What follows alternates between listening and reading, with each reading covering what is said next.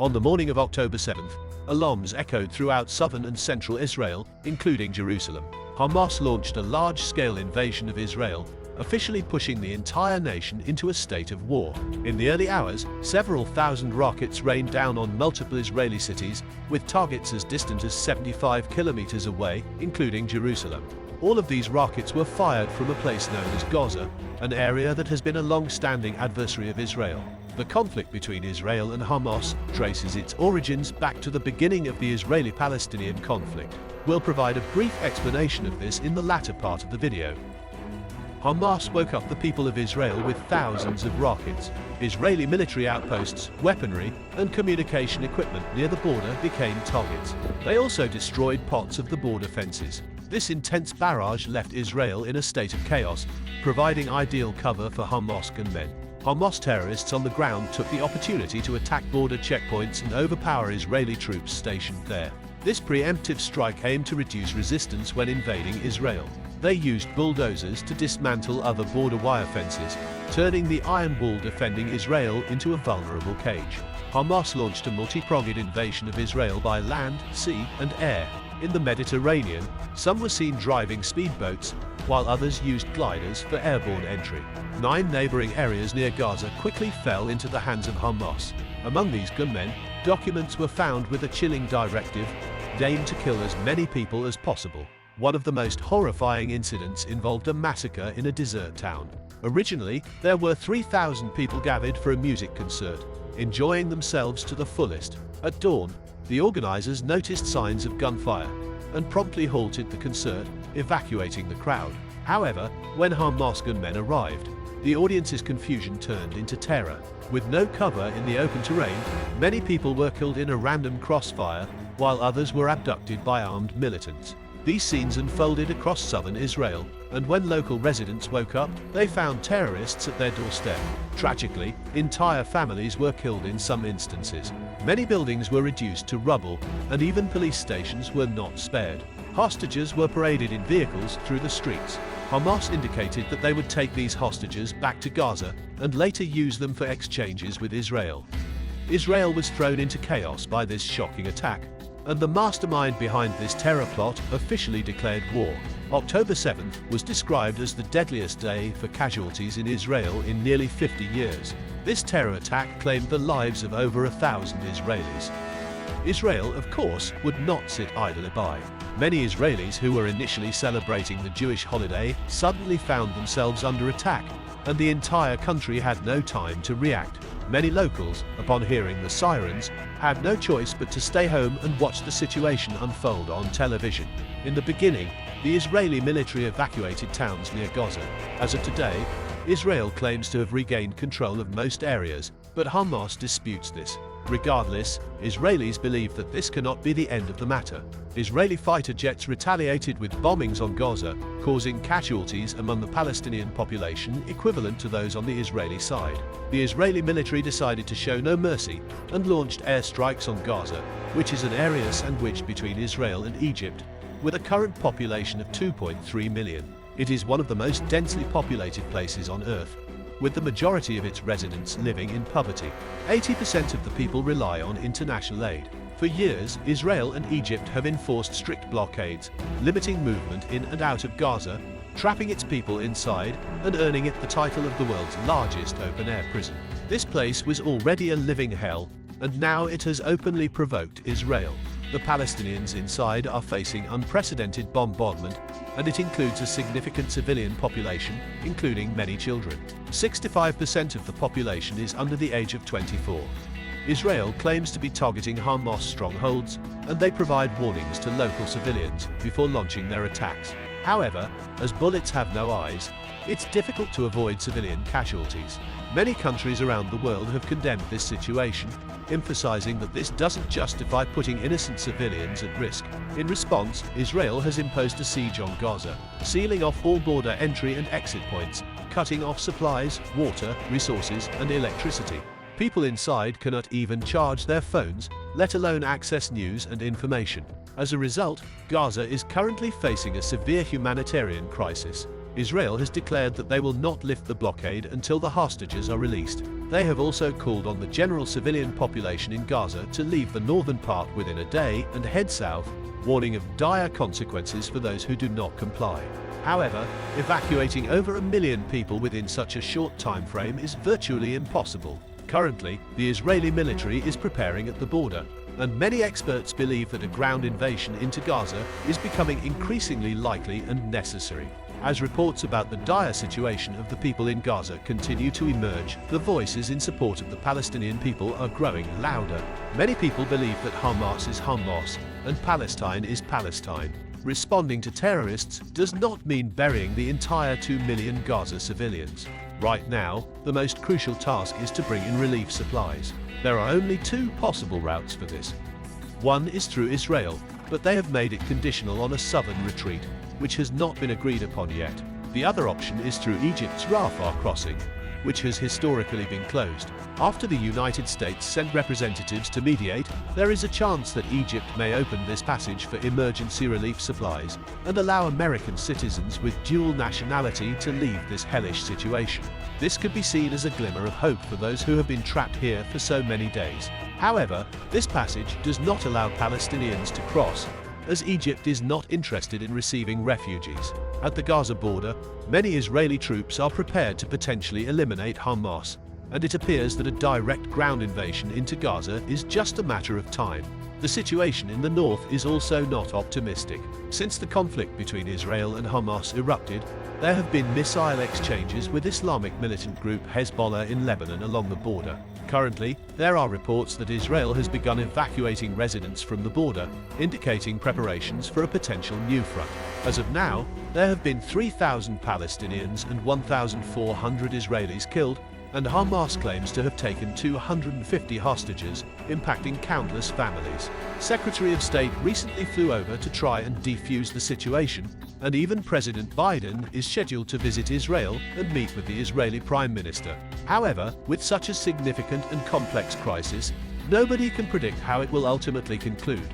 Let's take this opportunity to briefly explore the history behind this war, the Middle East Peace Accords. In the center is former US President Jimmy Carter shaking hands with former leaders of Egypt and Israel.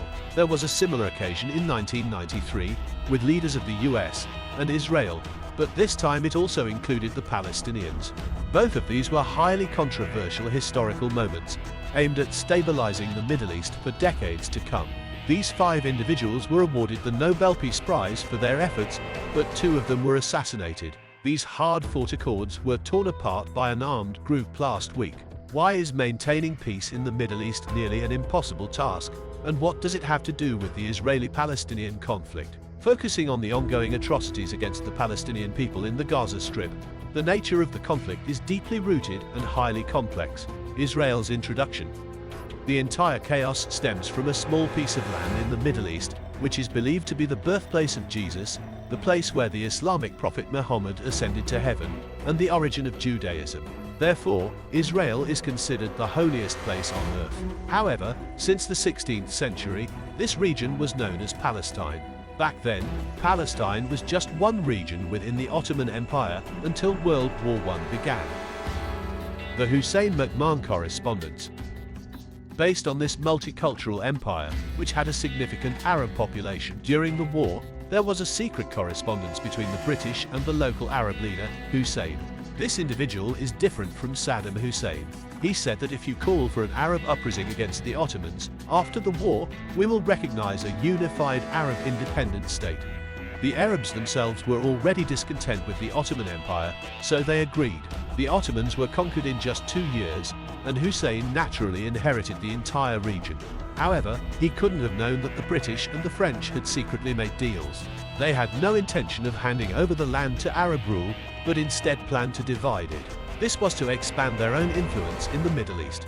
The British tried to paint it as if they didn't intend to colonize, but just wanted temporary management. They said that they would hand it back to the Arabs once they could govern independently. This contract, leaked by the Soviet Union, is known as the Sykes-Picot Agreement. Guardians of law and order look over the walls of the old city in Jerusalem. The British government not only appointed itself as the caretaker of Palestine, but also invited a large number of people from Europe to settle temporarily. They were the Jewish people who had been in exile in Europe for thousands of years. Why was this arrangement made? To understand this, we must go back thousands of years. In fact, the Jewish people had been present in this region around 2,000 years ago, even before the Ottoman Empire existed. It could be said that they had already settled in this area. In short, the Jewish people engaged in conflict with the Roman Empire in the 1st century, which led to their expulsion from their sacred land. They scattered throughout various spots of Europe, becoming homeless for thousands of years. Their dream all along was to one day return home and establish a Jewish state. They initiated a movement known as Zionism for Jewish return to their homeland. This nationalist movement eventually caught the attention of the British, who officially supported the idea of Jewish people returning to Palestine to rebuild their homeland. This is famously known as the Balfour Declaration. Upon receiving this news, the Jewish people, who had long suffered from racial discrimination, immediately returned. However, the Arab population in Palestine felt that the agreement was to establish an Arab state, not a Jewish one. But it was too late. The Jewish population, originally a minority in Palestine, had significantly increased, leading to a drastic change in population proportions and sparking extensive and unrelenting bloodshed between Arabs and Jews. Frequent incidents of violence and killings between Arab and Jewish communities were turning the Holy Land into a place of terror. The British, unable to control both sides, eventually withdrew, and the United Nations stepped in, forcefully partitioning Palestine. According to the map, the lighter areas represented the Jewish state, the darker areas the Arab state, and Jerusalem was designated as an international city. Let's recap. Initially, the British promised Hussein to help establish an Arab state in the region. However, they later divided it with France and invited a group of Jewish people to settle in Palestine, which angered the local Arab population. This led to violent clashes between Arabs and Jews. Eventually, the British couldn't handle the situation and left. The United Nations stepped in to mediate and decided to split the land into two parts, giving birth to Israel. However, the Israeli-Palestinian conflict has never been resolved. Israel has been involved in 3 wars with surrounding Arab countries since its establishment. Palestinians have never recognized this partition plan, and Israel has faced attacks from Arab countries for decades. Not only did Israel survive these attacks, but they also occupied more territories, including the West Bank, the Golan Heights, and East Jerusalem. This is a simplified overview of the situation. Both sides, Israelis and Palestinians, have a deep love for this land and believe it is their destiny to possess it. They are willing to go to great lengths to fight for this place. Palestinians have gradually become marginalized, and many have turned into radicals, including the armed group Hamas that rose to prominence in the 1980s and 1990s. Over the past decade, Hamas successfully gained control of the Palestinian territories in Gaza, establishing its own authority. The Israeli-Palestinian conflict is a complex issue that is unlikely to be resolved easily. However, that doesn't mean that efforts to ease the situation haven't been made. Many radical elements believe that any negotiations are equivalent to betraying their own people, leading to various assassination attempts. Today, Palestinians are left with these isolated territories. The Israeli-Palestinian conflict has strained the relationships between Israel and many other Arab countries for years, with most of them refusing to recognize Israel. However, Jordan and Egypt have signed peace treaties with Israel, and more recently, the Abraham Accords were signed with 2 additional Arab countries, Bahrain and the United Arab Emirates. In September of this year, Saudi Arabia, a significant regional player, also expressed interest in joining these agreements. What this signifies is that these former adversaries are now starting to establish diplomatic relations. This includes opening businesses and embassies on each other's territories, starting direct flights, boosting tourism, and more. This is undoubtedly a victory for Israel. However, for the Palestinians, it's like a slap in the face. Many experts believe that this is why Hamas, not wanting to see these developments, intentionally engaged in destructive activities at this time. In the past 2 weeks, everything has felt incredibly surreal. Hamas launched an attack on the Israeli border, and Israel, refusing to sit idly by, responded with relentless airstrikes in the armed group's stronghold in the Gaza Strip. They imposed an unprecedented blockade on all border crossings, cutting off food, water, supplies, and even electricity, resulting in a severe humanitarian crisis. The death toll has continued to rise, with over 3,000 people in Gaza and 1,300 in Israel losing their lives. At the time of making this video, the entire world has been closely watching to see whether this Israeli-Palestinian conflict will come to a swift conclusion, or if it will escalate into a regional war involving the entire Middle East. That's all for today's video. I originally preparing a video about the Poland overthrown the Communist Party that makes this video comes a little late. If you have any insights or if you have any additional information to share, please feel free to share your thoughts in the comments section below. Your supports mean a lot. If you want to continue supporting this channel, remember to like, comment, subscribe, and click the notification bell to ensure you don't miss any episodes. Lastly, if being radical is the new norm and objectivity is considered heretical, perhaps we should be radically objective. Until next time, stay curious and stay unconventional.